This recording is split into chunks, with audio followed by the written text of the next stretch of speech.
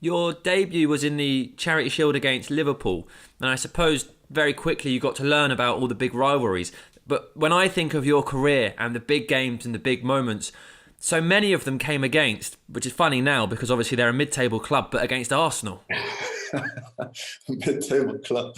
Yeah, they are now, huh? Yeah, no, I don't know. But that was the rivalry, of the top contenders at the time, I guess.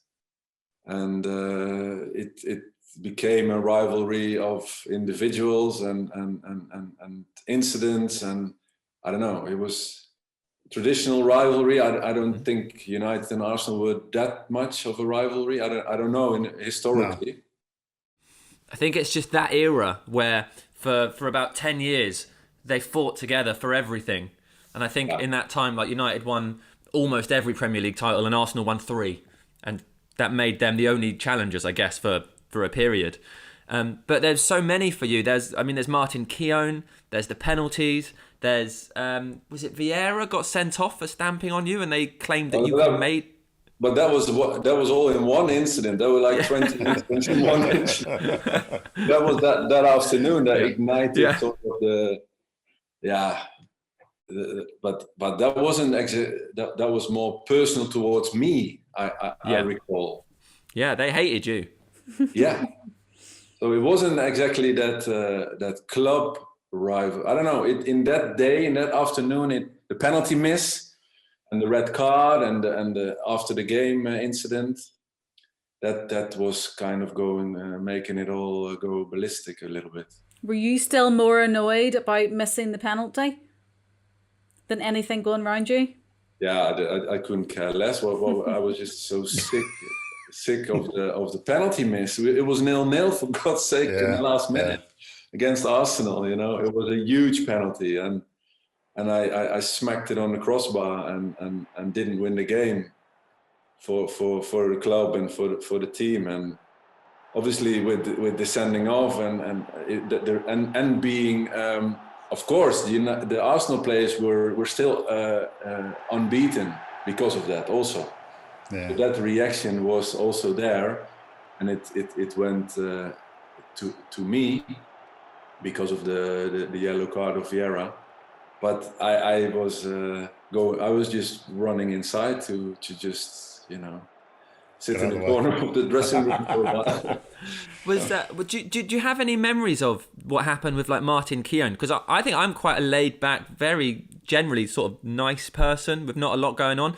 But ever since then, I have carried an intense dislike of Martin Keown. He's the only person on the planet that I irrationally hate. I've never met him, and for all I know, he's a nice man. But for that one afternoon, he did things that I've never been able to forgive. It was kind of a great image where he was sort of flying above me.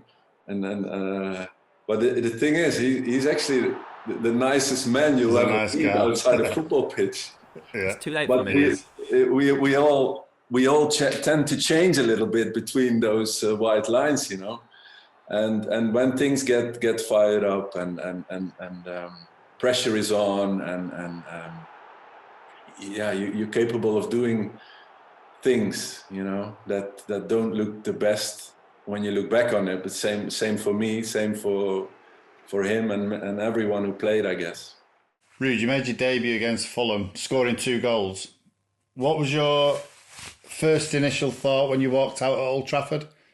And also, at the back end of that, because you became such a cult hero, you had the fans who you thought were booing you. Yeah, who was actually shouting, Ruud. But what was that like?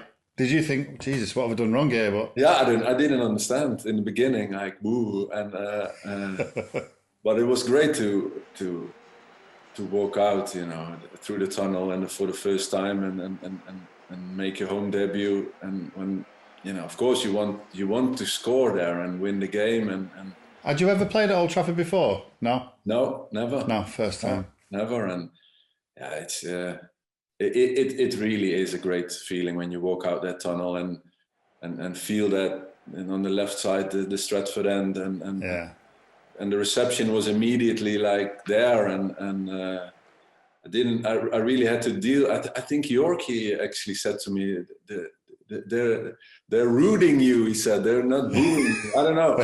And I say, okay, that makes it better. That makes it better. No, to score obviously against Edwin, score a couple that was fun too. And because he said to me, unlucky for your debut, but you're not scoring today. You know, he said that before the game. So that was fun to get a couple against him and score 2 in front of the Stratford end. Yeah. Did you feel that instant connection with the fans? Obviously, fans' love for players grows the amount of goals they score, but for you, it was just instant. Did you feel that? I felt that right from the start. The charity shield was also we lost against Liverpool, but I was able to score a goal. That was important, you know, to get your official debut, get your goal, get your first goal, get it going, and I never look back from that, and the confidence comes in even more, and just never look back. Obviously, you won the Premier League. You've told us about watching the FA Cup, and you won that too. What did that feel like? And also, is it right that did you give your Man of the Match trophy to Cristiano Ronaldo? No. No, do you know? I didn't know if that was true, but I've seen it reported, and I've never known if it was true. He wouldn't give a door a bang. Not a chance he's going to give a trophy away. No, I didn't. No. We were, of course, the picture of us holding the cup together in front of the away section, the United section. I have that in the house here, but I actually know I can confirm I actually have the little Man of the Match trophy here at home. So I didn't. No, I didn't give that to him. Well, that's absolutely fine. You won it. I deserve that as well, yes. Sam. I'm not saying I think you should have it, but I have seen it reported. No.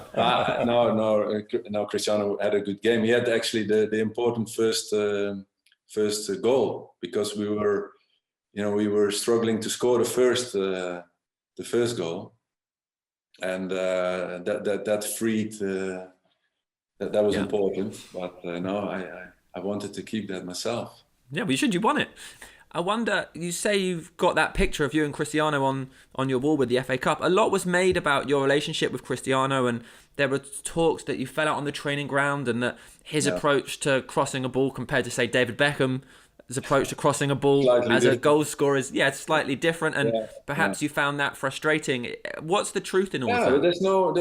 There's no secret about how things go on a training ground or in a match between players who try to get the best out of each other, and of course when I joined and I didn't hold up the ball enough as the players liked or the manager liked, they would tell me off and tell me to keep the ball and chest it and be strong and hold it up for the team to relieve a bit of pressure. And I had the same with Cristiano, and it took a long time in the beginning for him to make his game effective. A lot of dribbles, a lot of bicycle, a lot of scissors.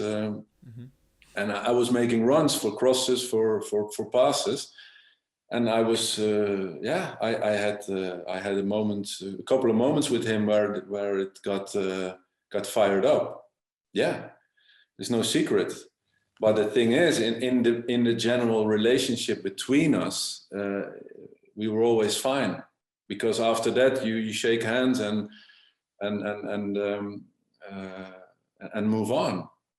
And later in Madrid, when we were teammates again, relationship was good.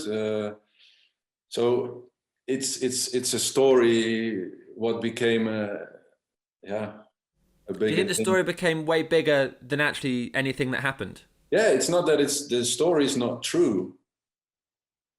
Because Maisie, I don't know if you were there, but there were training ground bus stops, I've seen bust-ups. I'm not the kind of guy that always, talking about these things and in names and that. But I've seen fights in almost every team I played. There was like players fighting. Yeah. Because you're professionals. And of course after that, what is important to stay in a good relationship after. You need to get over it and move on, and both sides. And with Cristiano, it was a discussion about certain, what we just said, making earlier decisions from my part to him, and nothing more, nothing less, and that's it. Any bust-ups with Maisie over your time? No. I do remember Maisie train quite physical as well. So it was never an easy date. It was, and I think that Maisie, correct me if I'm wrong, but you tend to be physical in training sessions and just get in he there. He still is. In there. Yeah. Yeah. Ruud, I think that's what makes. I think that's what makes teams successful.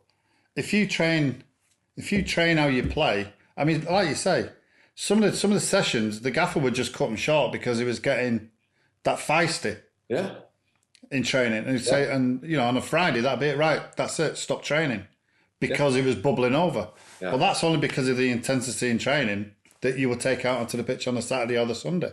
Exactly. Can you imagine the intensity? Can you imagine the intensity if it's so intense that it, that's what you need to get the best out of the players. And we knew we had to use it for the weekend and for the games and get ourselves prepared, because I never had an easy afternoon in the Premier League. So in training, you got to get used to it.